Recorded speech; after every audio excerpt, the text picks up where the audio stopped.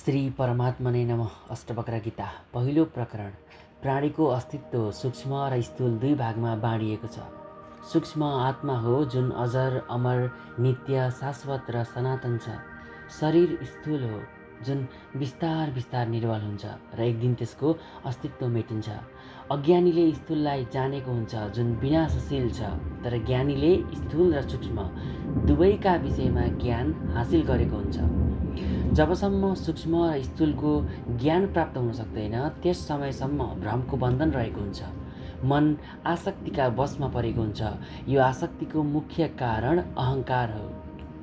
आसक्ति र अहङ्कार रहेसम्म भ्रम र ज्ञानको बन्धन रहिरहेको हुन्छ।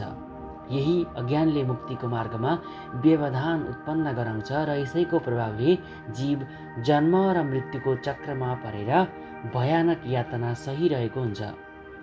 वास्तवमा यो चराचर सृष्टिको स्थूलता र सूक्ष्मतासँग एउटा विशेष सम्बन्ध रहेको हुन्छ। जुन जीवले यो सम्बन्धलाई जान्दछ, यिनीहरूका गुणहरूबाट यथार्थ रूपमा अलग हुन्छ, त्यही ज्ञानी हो। यो ज्ञानको प्राप्ति भएपछि मुक्ति प्राप्त हुन्छ। जुन मनुष्यले ज्ञान प्राप्त गर्ने इच्छा राख्दछ त्यसले मुमुक्षु हुनु आवश्यक हुन्छ। यस प्रकरणमा राजा जनक मुमुक्षु हुन् र अष्टवक्र ज्ञानी हुन्। राजा जनकमा ज्ञान अथवा मुक्ति प्राप्त गर्ने तीव्र अभिलाषा रहेको हुन्छ। उनले यो संसारबाट मुक्त हुने उपायका विषयमा प्रश्न गरेपछि उनका उत्सुकताको मूल्याङ्कन गर्दै अष्टवक्रले पनि निसङ्कोच भएर स्पष्ट जवाफ दिए। यसमा त राजा जनकलाई आफ्ना प्रश्नको जवाफप्रति अलिकति मात्र पनि सन्देह छैन। अष्टवक्र मात्र 12 वर्षका बालक हुन्, तर उनी अध्यात्म ज्ञानी छन्। राजा जनक अत्यन्तै ठुला विद्वान हुन् र उनमा आत्मज्ञान हासिल गर्ने तीव्र इच्छा रहेको हुन्छ। यसैले दुवैको बीचमा केही प्राप्त गर्ने र केही दिने स्पष्ट भाव विद्यमान रहेको छ। यस प्रकरण यसै भावका विषयमा सहजतापूर्वक बताइएको छ। जनक उवाच कथं ज्ञानमवाप्नोति कथं मुक्तिर्भविष्यति वैराग्यं च कथं प्राप्तमेततः ब्रूहि मम प्रभो। अर्थात् हे प्रभु, वैराग्यको स्वरूप, त्यसको कारण र त्यसको फल, ज्ञानको स्वरूप, त्यसको कारण र त्यसको फल तथा मुक्तिको स्वरूप, त्यसको कारण र त्यसको भेदका विषयमा मलाई अत्यन्त विस्तारपूर्वक बताइदिनुहोस्। अष्टवक्र उवाच मुक्ति मिच्छति चेतात विषयान विषव त्यज क्षमार्जव दयातोषं सत्यम पीयूषवदवच। अष्टवक्र ऋषि राजा जनकसँग भन्दछन्, हे प्रियवर, तिमी यदि मुक्ति प्राप्त गर्न चाहन्छौ भने विषय वासनाहरूलाई हलाहाल विष खा जसरी नै परित्याग गरिदेऊ। किनकि जसरी विष खाँदा मनुष्य मर्दछ त्यसरी नै यी विषय वासनाहरूको उपभोग गर्दा पनि मनुष्य सांसारिक चक्र रूपी मृत्युको फन्दामा पर्दछ। यसैले मुमुक्षुले यिनीहरूको पूर्ण रूपमा परित्याग गर्नुपर्दछ। यी विषय वासनाहरूको धेरै मात्रामा उपभोग गर्दा रोग उत्पन्न हुन्छ र बुद्धि पनि मलिन हुन्छ। विषय वासनाको भोगीलाई सार र असारको वस्तुको ज्ञान हुँदैन। यसैले मुमुक्षुहरूले यसको अनिवार्य रूपमा परित्याग गर्नुपर्दछ। क्षमा, सरलता, दया, सन्तोष र सत्यलाई अमृत पिए जसरी नै सेवन गर, अर्थात् पिऊ। अब ऋषि अष्टवक्र आत्मज्ञानको स्वरूपका विषयमा स्पष्ट पार्दै राजा जनकसँग भन्दछन्, न पृथ्वी न जलम नाग्नि न वायुर्धौर्य वा भवान एषा साक्षीणमात्मानं चिद्रूपं विद्धि मुक्तये। अष्टवक्र भन्दछन्, मनुष्य शरीर मात्र नभएर विज्ञानमय आत्मा हो। आत्मा नै उसको यथार्थ स्वरूप हो। यो शरीर, मन, बुद्धि आदि सबै सेवक हुन् जसले आत्माको आदेश अनुसारको कार्य गरिरहेका हुन्छन्। यी सबै स्थूल हुन्, यसैले यिनीहरूको प्रत्यक्ष रूपमा अनुभव हुन्छ। आत्मा अत्यन्त सूक्ष्म छ, जसका विषयमा ज्ञान हासिल गर्न नसकेका कारणले गर्दा म शरीर हुँ भन्ने भ्रम उत्पन्न हुन्छ। यसैलाई अज्ञान भनिन्छ। यो भ्रमका विषयमा स्पष्ट पार्दै अष्टवक्र भन्दछन्, तिमी पृथ्वी, जल, अग्नि, वायु एवं आकाश यी पञ्चतत्त्वहरूबाट बनेको भौतिक शरीर होइनौ। यी पञ्चतत्त्व भौतिक हुन्, अनित्य छन्। त्यसैले हे जनक, पृथ्वी आदि पञ्चमहाभूत र यिनीहरूको कार्य, स्थूल शरीर तथा इन्द्रियहरू र तिनीहरूको विषय शब्दादि, तिमी यिनीहरूभन्दा अलग छौ र यी सबैको साक्षी हौ। यस प्रकारको दृढ निश्चयलाई नै आत्मज्ञान भनिन्छ। यसरी आत्मज्ञानका विषयमा बताइसकेपछि अब मुक्तिको स्वरूपका विषयमा बताउँछन्। यदि देहं पृथक् कृत्य चिति विश्राम्य तिष्ठति, अधुनैव सुखी शान्तो बन्धमुक्तो भविष्यति।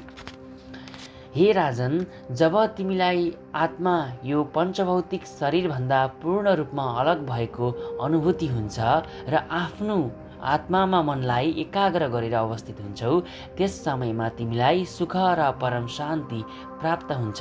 अर्थात् तिमी त्यसै अवस्थामा सांसारिक बन्धनबाट यथार्थ रूपमा मुक्त हुन्छौ। जुन जीव ज्ञान स्वरूप आत्मामा अवस्थित हुन्छ त्यही मुक्ति हुन्छ। किनकि सबै कर्महरू शरीर र मनद्वारा भएका हुन्छन्, आत्माद्वारा होइन। जसले शरीर एवं मनमा आसक्ति राख्दछ उसको कर्म बन्धनको कारक हुन्छ, अर्थात् कारक तत्त्व बन्दछ। आत्माको कुनै बन्धन छैन, किनकि ऊ कर्ता नभएर द्रष्टा मात्र हो। द्रष्टा कहिल्यै कर्मको बन्धनमा पर्दैन। यी विषय वासनाको उपभोग, कर्म, अहङ्कार, लोभ आदि सबै शरीर एवं मनका धर्म हुन्, आत्माका होइनन्। जसले आफूले ज्ञान स्वरूप आत्मा भएको स्वीकार गर्दै शरीरसँग सम्बन्ध विच्छेद गर्दछ त्यही मुक्त हुन्छ।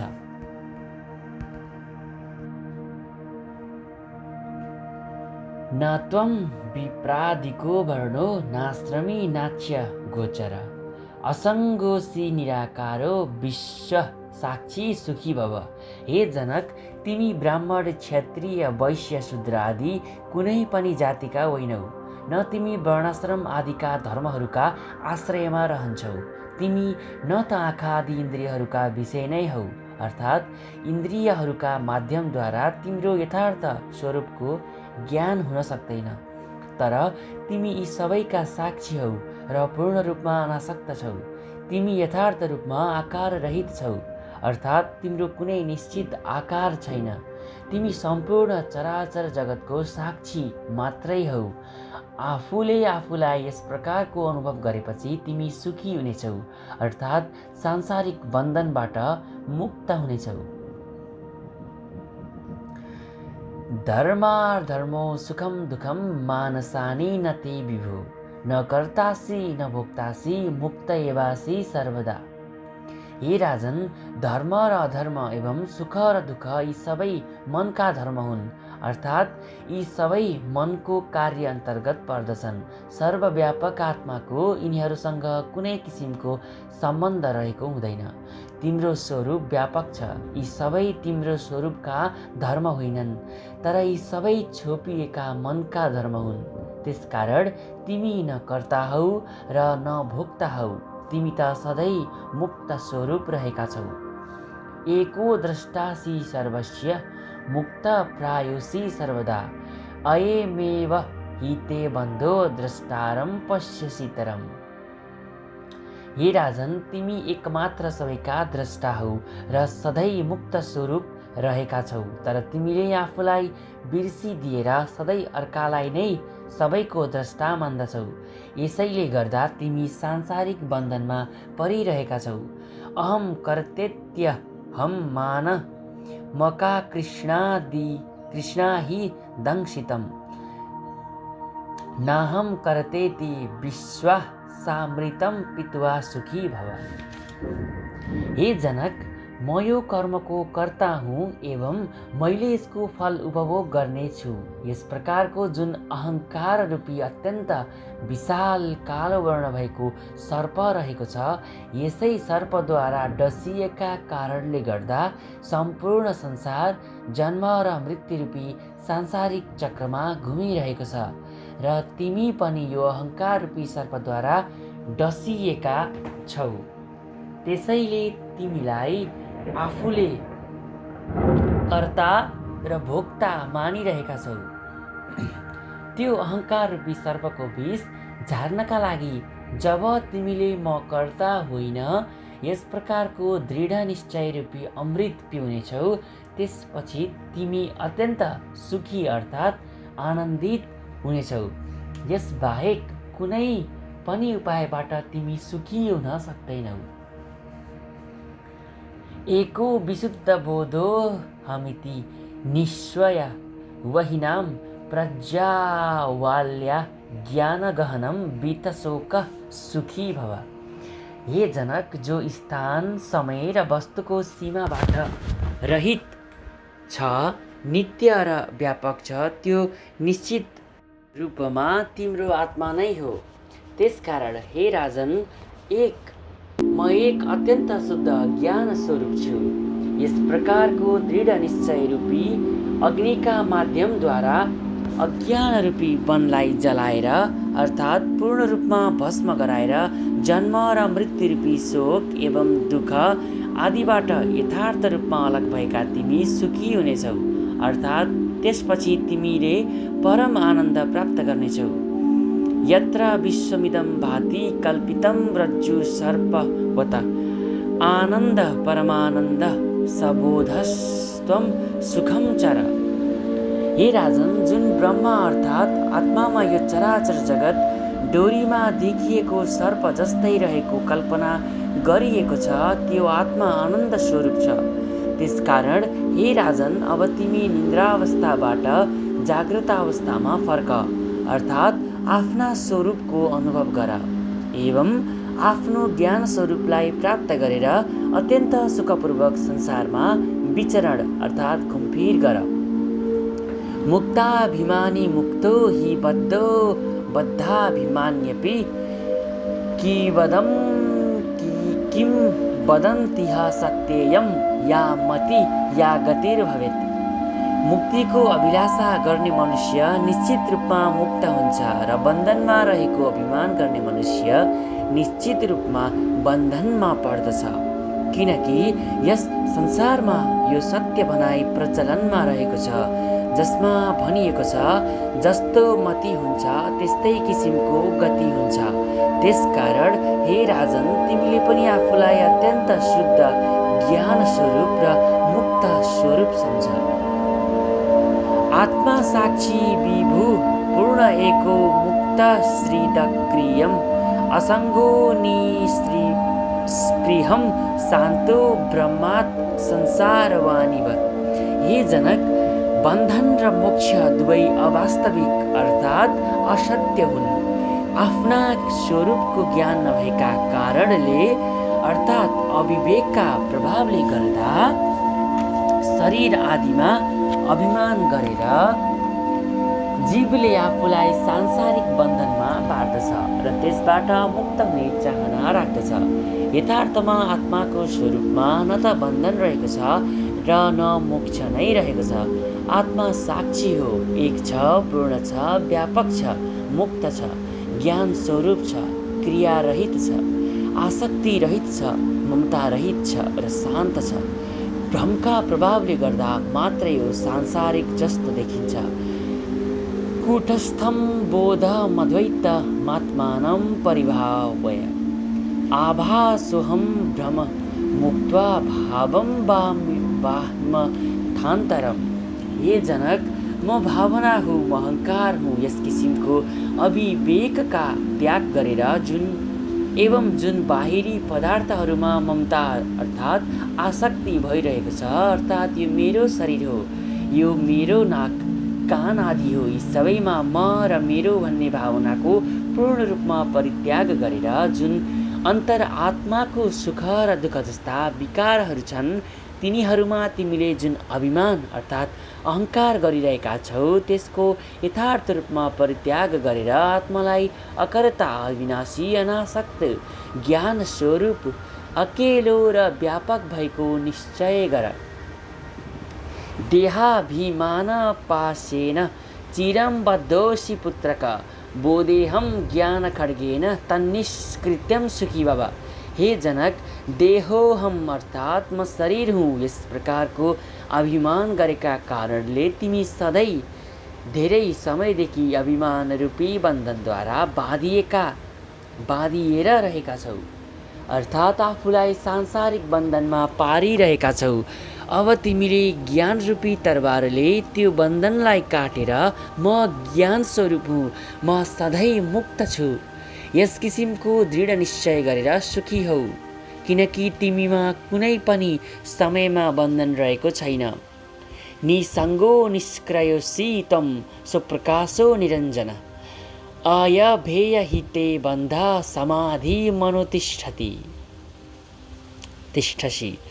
अष्टवक्र भन्दछन्, हे जनक, तिमी आसक्ति रहित छौ, अर्थात् तिमी सबै किसिमका सम्बन्धहरूबाट यथार्थ रूपमा रहित छौ र क्रियाबाट पनि तिमी पूर्ण रूपमा अलग रहेका छौ। सम्बन्धबाट र क्रियाबाट अलग भएको आत्माको प्राप्तिका लागि जुन समाधि अर्थात् योगाभ्यासको अनुष्ठान गर्नुपर्दछ त्यसको नाम बन्धन हो, अर्थात् त्यही अनुष्ठानलाई बन्धन भनिन्छ। जड वृत्तिलाई रोकेर जुन स्वयं प्रकाश स्वरूप आत्माको ध्यान अर्थात् उपासना गरिन्छ त्योभन्दा भयानक बन्धन अर्को कुनै छैन र न कुनै अज्ञान नै छ। आत्माको स्वरूपको ज्ञानभन्दा अलग मुक्ति प्राप्ति गराउने जति साधनहरू तिनीहरूका विषयमा बताइएको छ ती सबै बन्धनमा पार्ने कारक तत्त्व हुन् र सबै बन्धन स्वरूप छन्। त्वया व्याप्तमिदं विश्वं त्वयि प्रोतं यथार्थत, शुद्ध बुद्ध स्वरूपस्त्वं मागमः क्षुद्र चित्तताम्। जसरी सुनबाट बनेको गहना सुनबाट व्याप्त हुन्छ त्यसरी नै यो सम्पूर्ण चराचर जगत तिमी चेतनबाट व्याप्त भएको छ।